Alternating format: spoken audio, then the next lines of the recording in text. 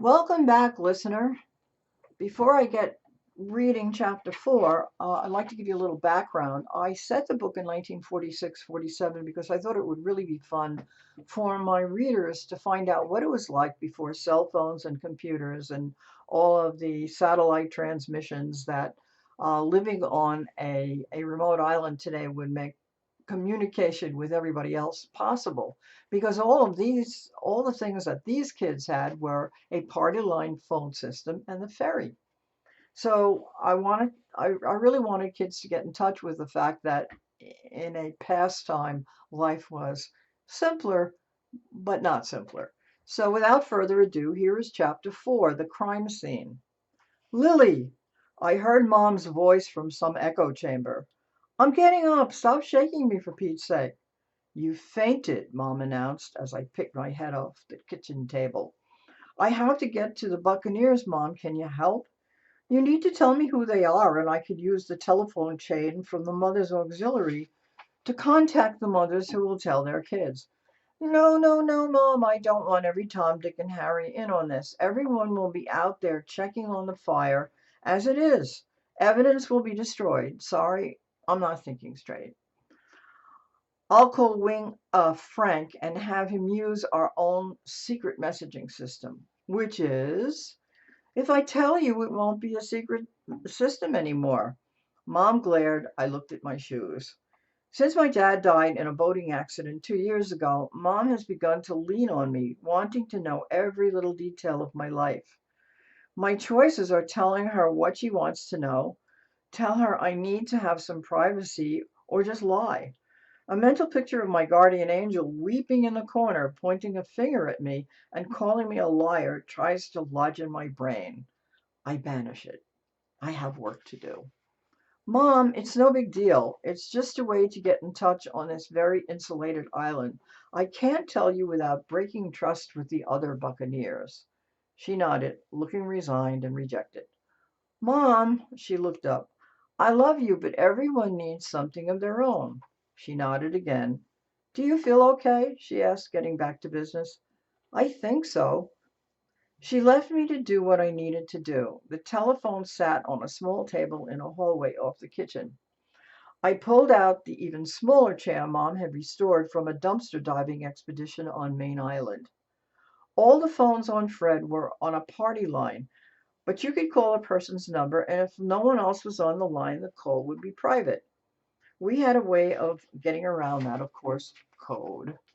We had a code. I dialed Wingnut's number, waiting for the rotary dial to return before sticking my finger in the next number's round hole and rotating the dial again. There's got to be a better way to do this. Anyone ever think of push buttons?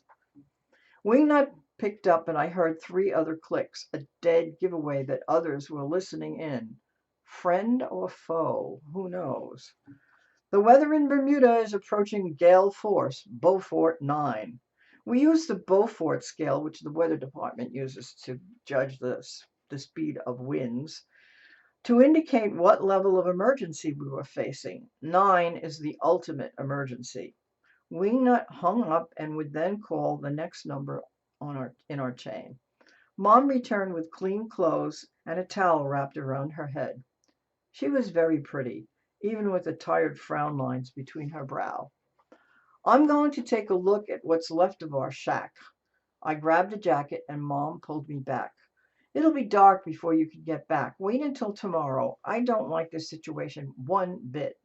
I can't, Mom. What if someone comes in and destroys evidence? If the fire is arson, that's exactly what they'll do.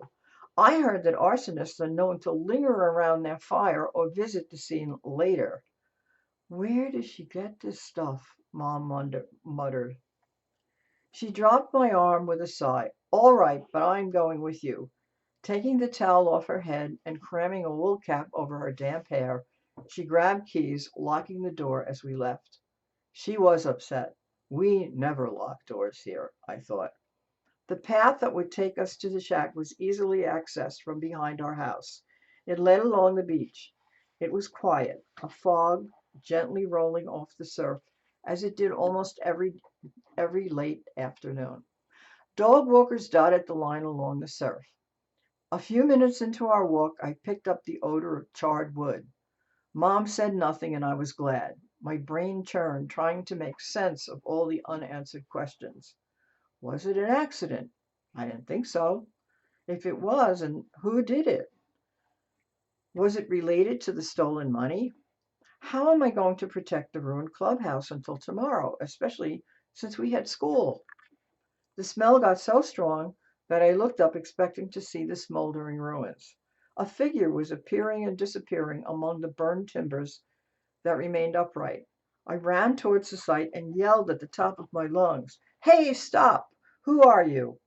The figure came out of the ruins, and as I got close enough, I saw who it was. It was Sebastian Civvy Fintail, one of the local Freddies, who lived off the island and the sea. He inhabited one of the other shacks used by beachies, as we call them, folks like him.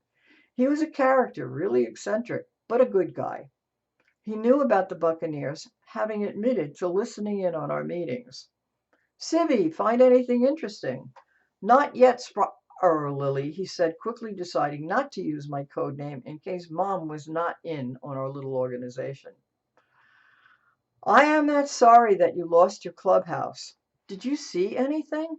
Do you know how this happened?" I asked, hoping he had. The Beachies were the best observers around. They were always out and about and saw everything. Sibby was probably 40 to 45, but looked older. He was so weather-beaten. Since he didn't serve in the war, I knew he was older than my dad, but not an old man. He was wearing his yellow foul-weather pants held up by suspenders over a black and red plaid shirt. Dark green sea boots completed his nautical ensemble. His hair was sandy brown with gray and white sprinkled all over. His blue eyes peered out from pockets of reddened, wrinkled flesh. His face was always bright red from the wind and the sun. As burly as he appeared, he was always neat and clean-shaven, showing a deeply dimpled chin. That clean shave reminded me of my dad, smooth but with a hint of coming new beard. I tried to remember that face. I had to look at some photos we had of him to really remember. I sure wish he was here now. He'd have something to add, a suggestion, a plan, a shoulder to lean on. I looked over at Mom. Knew she must be thinking the same thing. Sibby was looking at Mom too. I couldn't read that look. "Well, lass, I've been looking. I found this." He opened a wax paper sandwich wrapper and showed me 4 cigarette butts, Camels. "Any of your clan smokers?" "Not that I know of." I reached for them, but he closed the paper wrapper and the package disappeared into his pocket before I could protest. "I'll be holding on to these," he said. "But not these butts and no other butts, lassie. I think something is real off here and I'm stronger than you." He had a point, but I wish he would lay off the lassie bit. I keep thinking of the dog, not Scottish girls. Arf played in my mind's ears. Tune in next time for Chapter 5. Bye now.